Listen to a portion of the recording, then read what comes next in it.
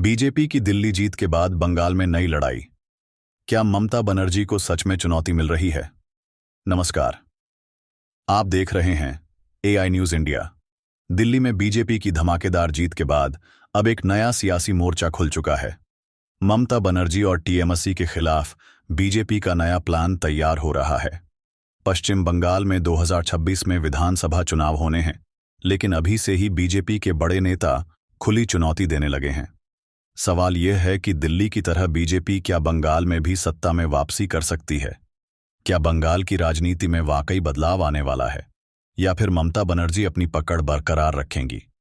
आइए इस पूरे मुद्दे को समझते हैं, बिना किसी शोर शराबे और बड़े बड़े दावों के, बिल्कुल सीधे सादे शब्दों में।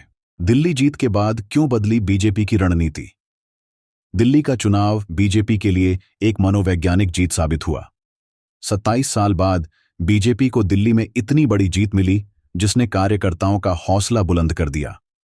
बीजेपी को अब भरोसा हो गया है कि वो उन राज्यों में भी जीत सकती है जहां उनकी सरकार लंबे समय से नहीं रही, और इसी सोच के साथ अब पश्चिम बंगाल बीजेपी के निशाने पर आ गया है।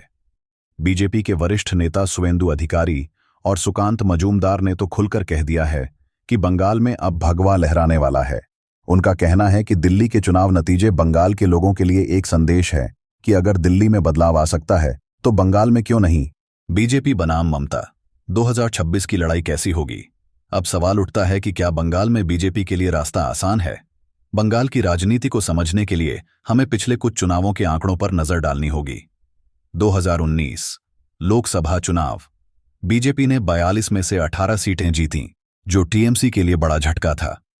2021 विधानसभा चुनाव, टीएमसी ने 213 सीटें जीतकर सरकार बनाई, जबकि बीजेपी 77 सीटों तक ही पहुंच पाई।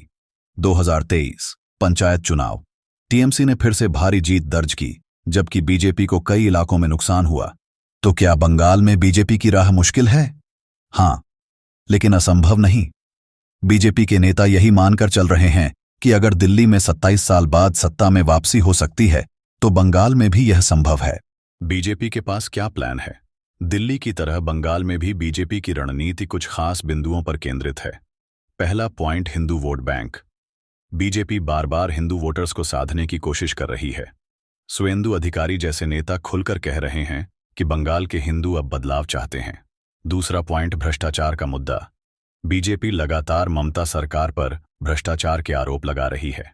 एसएससी भर्ती घोटाला, शिक्षक भर्ती घोटाला और कोयला घोटाले जैसे मुद्दे बीजेपी ने दिल्ली में भी उठाए, और अब यही रणनीति बंगाल में अपनाई जा रही है। तीसरा पॉइंट, टीएमसी की अंदरूनी लड़ाई। बंगाल में टीएमसी के अंदर भी कुछ गुटबाजी देखने को मिल रही है। बीजेपी इसी अंदरूनी कलह का फायदा उठाने की कोशिश करेगी। चौथा पॉइंट, बंगाली पहचान बनाम बाहरी राजनीति। ममता बनर्जी का सबसे बड़ा हथियार हमेशा यह रहा है कि वह बीजेपी को बाहरी पार्टी कहती हैं और बंगाल की राजनीति को बंगाल बनाम बाहरी ताकत के रूप में पेश करती है। बीजेपी इस बार इस नैरेटिव को कमजोर करने की कोशिश कर रही है। पांचवा पॉइंट, लोकसभा चुनाव की तैयारी। बीजेपी जानती है कि अगर 2024 लोकसभा चुनाव में बंगाल में मजबूत प्रदर्शन होता है तो 2026 विधानसभा चुनाव में भी बीजेपी को फायदा मिलेगा। टीएमसी का पलटवार। ममता बनर्जी क्या कर रही हैं? अब सवाल यह भी है कि क्या ममता बनर्जी हाथ पर हाथ रखकर बैठी है? बिल्कुल नहीं। टीएमसी भी पूरी तैयारी में है। ग्रामीण इलाकों में पकड़ मजबूत करना। पंचायत चुनावों में भारी जीत के बाद टीएमसी अब गांव-गांव जाकर बीजेपी के नैरेटिव को कमजोर करने में लगी है। बंगाली अस्मिता का मुद्दा। ममता बनर्जी बार बार यह संदेश दे रही हैं कि बंगाल को बाहरी ताकतों से बचाना है, महिलाओं और अल्पसंख्यक वोटर्स को साधना। टीएमसी हमेशा से महिला और मुस्लिम वोटर्स पर मजबूत पकड़ रखती आई है। बीजेपी इसी वोट बैंक को तोड़ने की कोशिश कर रही है। जनता क्या सोचती है? अब सबसे बड़ा सवाल है कि बंगाल की जनता क्या चाहती है। क्या बंगाल में बीजेपी के लिए रास्ता खुल रहा है, या फिर ममता बनर्जी अपनी पकड़ बरकरार रखेंगी?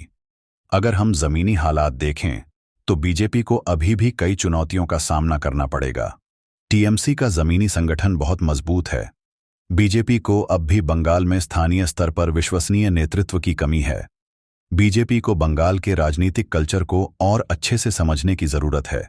लेकिन एक बात साफ है दिल्ली जीत के बाद बीजेपी के हौसले बुलंद हैं और अगर 2024 के लोकसभा चुनावों में बीजेपी बंगाल में अच्छा प्रदर्शन कर लेती है तो 2026 की लड़ाई और दिलचस्प हो सकती है। आपकी राय क्या है? तो अब सवाल आपसे, क्या आपको लगता है कि 2026 में बंगाल में बीजेपी ममता बनर्जी को टक्कर दे पाएगी, या फिर ममता बनर्जी एक बार फिर अपने वोट बैंक को संभालकर बीजेपी को रोक लेंगी?